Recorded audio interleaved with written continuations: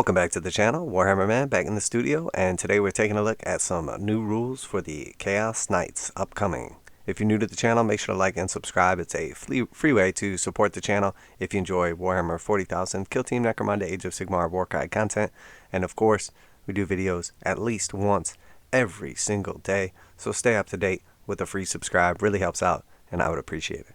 That being said, earn the favor of the Dark Gods to make your massive killing machines even more unstoppable. The accursed idolaters of the dread households are bustily bathing the joints of their masters' war machines in blood, offering sacrifices to warp-charged engines, and bolting as many spikes onto twisted hulls as possible.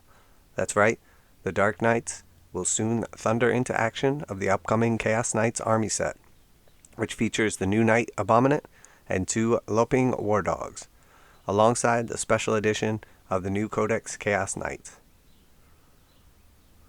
So here we see the Chaos Knights. Actually, this is not the ones that come in the kit. Well, these two are, but this is the old build version. So you have the new build with that crazy, like kind of like chain whip hand thing. And then the new kind of Volkite looking gun. But if I'm not mistaken, what I've seen so far and what they've mentioned in the articles, you will be able to build any of the variants out of this new Knight set the same way you can with the regular Imperial Knight. The tome contains all the rules you need to customize your baleful steeds to your blackened heart's content. And not just in the armory, whether your fallen nobles embrace the Plague Lord of Honor, the Architect of Fate, or even if they are more of an undivided soul, you can seek the favor of the Dark Gods for a mighty host of options to upgrade your knights. The Battleforged armies contain a Chaos Knight detachment, can grant a favor of the Dark Gods to any knight in their army. The model gains the keyword associated with the Patreon god, as well as powerful new ability, and even a favored ability, which you'll unlock by reaching a certain tally of kills. Naturally, the bigger your knight, the more kills you need to offer before the gods take notice. To any knight in their army. Okay. So, favor of the Dark Gods. So, War Dog class models need to kill 5 to unlock their ability. Abhorrent class need to kill 10. And Tyrant class need to kill 15. Okay, so, I mean, that's pretty realistic considering how much damage they bust out. 5, 10, or 15 kills is probably not that much, especially if you're playing, you know, a pretty standard army or a horde army. Now, if you're playing something like Custodes, that's going to be a different situation. But I think overall, most people have pretty easily 5, 10, or 15 models that could be killed. Are you impatiently revving your newly improved Reaper Chainblade? Are you sick of blunting your metal teeth on sacred relics and advanced force fields? Khorne's Blood Shield offers an answer to such trickery. Give a knight the Khorne keyword, and you'll be able to shut down invulnerable saves for your foe and yourself once per battle. At least that's once per battle normally. Offer enough skulls to Khorne, save from the Dark Reapers who just lose their fancy aspect armor and vulnerable save, and you'll get the chance to trigger the ability a second time. So Bloodshed is the Khorne ability. This model gains the Khorne keyword. Once per battle at the start of a fight phase, the bearer can activate the Blood Shield. When it does, until the end of the phase. So it's initially once per battle. It's until the end of the phase. You activate it at the beginning of the fight phase. Each time a melee attack is made by the bearer, invulnerable saving throws cannot be made against that attack. So you ignore all invulnerable saves for that round. Which means there's probably going to be no saves, because if you have one of the close combat weapons, they're like -4 plus on the saves. Each time a melee attack is made against the bearer, invulnerable saving throws cannot be made against that attack. So you give up your own saving throw to take away your opponent's saving throw. Invulnerables, that is. So it's pretty similar to the old, Relic in the Chaos Knight Codex. It's obviously very, very powerful. Assuming the Knights are going to have 2 up saves now instead of 3 up saves, just by how everything's been changing. So it seems very likely this is going to be really powerful. It was before, and now it's even going to be more powerful. It sounded like any knight in the detachment can have these keywords, so now you'll be able to give it to multiple models instead of just one. If this model is a Knight Abominant, it loses the Psyker keyword and cannot manifest psychic powers, so that's super flavorful, makes sense. But its weapon skill characteristic is improved by 1, and its attack characteristic is increased by 1. So the Knight Abominants are no longer Psykers if you take the Corn keyword, but then you get +1 weapon skill and +1 attack. So that's pretty darn good right there. Especially with like the sweep attack and stuff like that, where you're getting multiple attacks for each one. You're basically trading in one attack for multiple attacks, and then obviously hitting on 2s instead of, I'm assuming it's going to be 3s. Pretty awesome as well. And then the favorite ability that you unlock, the model can activate its blood shield 1 additional time during the battle. So now if you have killed the predetermined number of models, 5, 10, or 15 accordingly, you can now activate the blood shield a second time during the battle. So pretty cool. Definitely very thematic. The Blood God isn't a fan of Sorcerer's Trickery, but those who can't resist the new Psychic Knight Abominant needn't worry. Each of the Corn's favors comes with a cute side effect, trading the Abominant Psychic keyword for improved weapon skill and an extra attack. On the flip side, Slaanesh offers Knight Swiftness beyond imagination, turning lumbering engines of destruction into blurs of chrome and steel. Subjugated Machine Spirit binds the gluttonous soul of fallen subjugator Titan into the confines of a knight, saturating every piston and synapse with the overwhelmingly powerful ego. So Subjugator Machine Spirit, this model gains the Slaanesh keyword in your movement phase. Each time this model advances or falls back until the end of your shooting phase, it counts as having remained stationary. Okay, that's interesting. Favorite ability, this model is eligible to declare a charge with a turn in which it advanced or fell back. So that's the real good ability, is obviously you... I'm not sure how that's going to work. In the movement phase, each time the model advances or falls back until the end of the shooting phase, it counts as having remained stationary. So I guess it's going to take away any negatives that you would have had for advancing or falling back. So if you advance, normally you wouldn't be able to shoot with anything but assault weapons. It's going to count as remaining stationary. So you can move extremely fast, shoot with all your weapons as if you stayed still, and then the favorite ability is allowing you to charge after you advance or fell back. So that is pretty awesome. Definitely going to make them fast. Overtaken by Battle Lust, the Knight gains the Slaanesh keyword and counts as having remained stationary when shooting, even if it advanced or fell back that turn. Rush in to unleash hell with your Avenger chain cannon, or dance out of combat while laying down shots with your laser destructor. Feed Slaanesh enough souls, and the chosen Knight will be able to charge in the same turn as well. Knight Rampagers rejoice. So this one does not grant you the ability to unlock it a second time. So this can be a one-time use where you can advance and charge or fall back and charge in the same turn. So I'm assuming that means that regular knights are no longer going to be able to step out of combat and then charge. So that obviously is going to be like pretty strong for them if they're the only ones who can do it. If you prefer your pilot to enjoy a balanced diet of wearing Chaos Gods, you can instead devote them wholly to Pantheon Undivided for favors like the Blessing of the Dark Master, a fallen noble who offers worship to a particularly shadowy demigod. Can receive a tenebrous cowl in return. Shroud them from their vision even of the most skilled sniper. So Blessing of the Dark Master, this model gains the Pantheon Undivided keyword. Each time an attack is made against this model, your opponent cannot reroll the hit, reroll the wound, and cannot reroll the damage roll. That's really strong. So your opponent, each time an attack is made against this model, your opponent can't reroll a hit, wound, or damage. That's very strong. And then the favorite ability, each time an attack is made against this model, an unmodified hit roll of 1, 2, or 3 for the attack fails, irrespective of any abilities the weapon or the model making the attack may have. So, again, really, really strong. This also doesn't say once per battle. Let me go back up there really quick.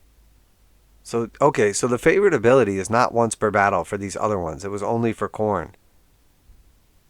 So it looks like once you kill a certain number of guys, you just become like blessed, like bespoke or awakened or whatever you want to call it. And then you have that ability now till the end of the game. So once this guy kills either 5, 10, or 15 models, each time an attack is made against this model, unmodified hit roll of 1, 2, or 3 for the attack fails, irrespective of any abilities for the weapon or the model making the attack may have, permanently till the end of the game. And then on top of that, they can't reroll the hit, reroll the wound, or reroll the damage roll. So they're basically like, I mean, this is absolutely amazing. On a massive night or group of knights, so I'm pretty sure it said you can give these to any knights inside of that detachment. So this is basically like your army-wide rule or detachment-wide rule, depending on how that goes. This Umbral Boon prevents your opponent from re-rolling hit, wound, or even damage rolls. Cut down enough enemies in the name of the Shadow King, and an unmodified hit roll of 1, 2, or 3 will always fail when they target your knight. Oh, did I read that wrong? Yeah, that's just absolutely insane. So they're basically like Harlequins. I mean, they literally just nerfed Harlequins because that was like too strong. And now they're putting it on knights. I mean, that's going to be really powerful. The wound roll, 1, 2, or 3 on wounds automatically fails is like pretty good. But when you already have toughness 8, it's less important. And if you think about it like this, with a reroll, when you're rerolling to hit, there's still a wound roll, and then an armor save, and then a damage roll. There's still a bunch of rolls after that. So typically, the further down the line you are, when you use a command point reroll or something like that, the more effective it is. Like if you've already gotten through, and now you're rolling damage, and then you reroll a damage roll, it has the highest probability of yielding higher returns because there's no more rolls afterwards. So if you roll poorly on damage and then you re-roll it, you're going to do more damage right away because there's no more rolls left. If you roll a wound roll and your opponent still has some sort of save or something like that, it has a higher likelihood, but then you still have to get through their save and then you still have to get through the damage. Well, with a hit roll, it's the same thing. There's still a bunch of rolls that come afterwards. So when it comes to re-rolling for yourself, re-rolling hits is the least quality because there's still a bunch more ways that it can fail. As where rerolling damage is the highest return because you're already at that damage phase. Well, when you go to taking away your opponent's rerolls, taking away your opponent's likelihood to hit you, it cuts the overall damage output substantially because it's taking away 50% of potential hits that would hit you at all. So if an unmodified hit roll of 1, 2, or 3 for the attack automatically fails, and it's unmodified, so even with like a +1 to hit or something like that, it's still 1, 2s, and 3s fail. Right off the bat, 50% of their hits are gone. And then you're already going to be toughness 8 or less on your small knights, but toughness 8 at least. So most stuff is probably never going to wound you on 2s. I mean, there's a couple things out there that are like strength 16. The best people are going to do is wound you on 3s typically. Most things are going to wound you on 4s or possibly even 5s. So 50% of the hits are gone right away because you can't be hit on less than a 4. That's 50% of their attacks gone. And then if they're hitting you with strength 8, let's say, just for simplicity's sake, that's another 50% because it's 4 up on that. So now only 25% of their shots from big weapons are even going to wound you. As where before, you might have been getting hit on 2s with special abilities and stuff like that. So you're substantially decreasing the amount of damage that you could potentially take by eliminating these hits. And then taking away all the rerolls to hit, wound, and damage substantially improves the quality and durability of the knight. So if you have this basically as an army-wide rule for going with the undivided, this is very, very strong. I mean, on a knight, it's one thing on like a little jet bike with 6 wounds, but on, because you can grind through and do like 1 damage here or there. But on a knight, that's absolute insanity. So, man, that's wild. So there are 15 favors in all, each with points cost and power rating increase, suited to each class of knight. It's 1 favor per knight and no duplicate favors. The gods are all jealous lot, but with so many to choose from, there's no need to double up. So there's 15 total, and they have a points cost associated with them. 1 favor per knight, and no duplicate favors. So you're not going to have 15 knights in your army. So you're going to have plenty to choose from. And it doesn't specifically say anything about having different favors in the same army. It also doesn't say how many per, like, mark, essentially, or anything like that. But this seems very strong. Obviously, having to pay points for it, makes it a little less good. I mean, it's still going to be really, really good. What are you going to pay? 30, 40, 50 points for some of these abilities? They're still very good. But at least you can't duplicate them. At least everybody's not going to have that ability. So, will your Dread household devote itself to one god, throw their lot in with the Pantheon, or spread its worshippers around? Pitting pilot against pilot to see who can reap the most handsome rewards for the particular patron. Okay, that's cool. So it sounds like you can mix them. So it's not going to be like other factions where if you pick, say, like Althway or something like that, everybody in your army has to be Althway. Or you lose special rules. There'll be more rules previews from Codex Chaos Knights coming. Get near the Chaos Knights Army Box release. But for now, that's it. So, very strong. Definitely like these. It seems like it's kind of a combination of a lot of the new rules that we're seeing on various units. Obviously, power creep is a thing. You can argue against it, but it's a proven fact. So, this is very, very strong. This is going to make one of your knights absolutely, like indestructible. I can't say indestructible, but very, very strong. So, that is really, really good. I mean, obviously, if you put this on one of your big knights, he's going to have to kill 15 guys to unlock the special ability. But that's probably not that hard with all of the firepower they have. 10 for the mid-sized knight is pretty realistic, especially with like chain cannon or melee weapons or whatever. So I could definitely see you killing 10 guys, in 1 or 2 turns, and at that point in time becoming nigh indestructible. This is really good as well, obviously being able to advance and still shoot, and then by the time you're ready to charge, you have essentially done so much damage that now you're able to advance and charge, so maybe second turn or something like that. By the time you shoot through your second turn, you can probably get off a charge move if you've killed your 10 or 15 guys. And then the corn one is basically like the relic from before. It was like a reactor. They basically do like a superpower, kind of like EMP, and it shuts down all the invulnerable saves for you and your opponent. So we already kind of saw that one. That was really cool and obviously very strong. Definitely took that every game. So when it's all said and done, I do like that there's kind of like a tally type thing where you have to build up to your second ability. So your opponent can kind of modify that by either not feeding you units or, re-rolling saves or something important, etc. So there's definitely a cool kind of build-up factor to it. So if you get in those early alpha strikes, you can basically prevent them from getting off some of these abilities, theoretically. I do like that it sounds like you can mix the marks. It's cool that, these sound not quite like the household abilities, but almost. The household abilities previously you didn't have to pay for. That was just sort of like your army-wide rule. It sounds like now you can kind of mix these guys, but you do have to pay for these abilities. So maybe there will still be some kind of army-wide rules. The Chaos Knights had like 2 to choose from before. They were okay, but one was better than the other, so you just always pick that one. But they did have some super cool abilities, like the ability to heal yourself by killing guys in hand-to-hand combat. Definitely excited for this. Really looking forward to the new Knights Codex. I really hope that Knights are fun and competitive, because I really enjoy Knights, but they have just been so terrible for a while now. They're just not really that enjoyable, because this is such an objective, important game right now, and it's nearly impossible with the current rules, especially without the ability to basically like become objective secured now. It makes it really, really difficult to hold down objectives.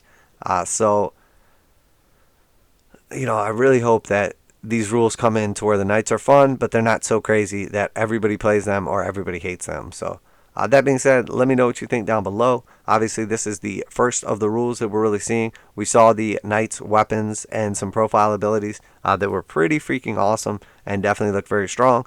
Obviously now we see the ability to take away invulnerable saves in combat is pretty amazing, even if it's once or twice a game.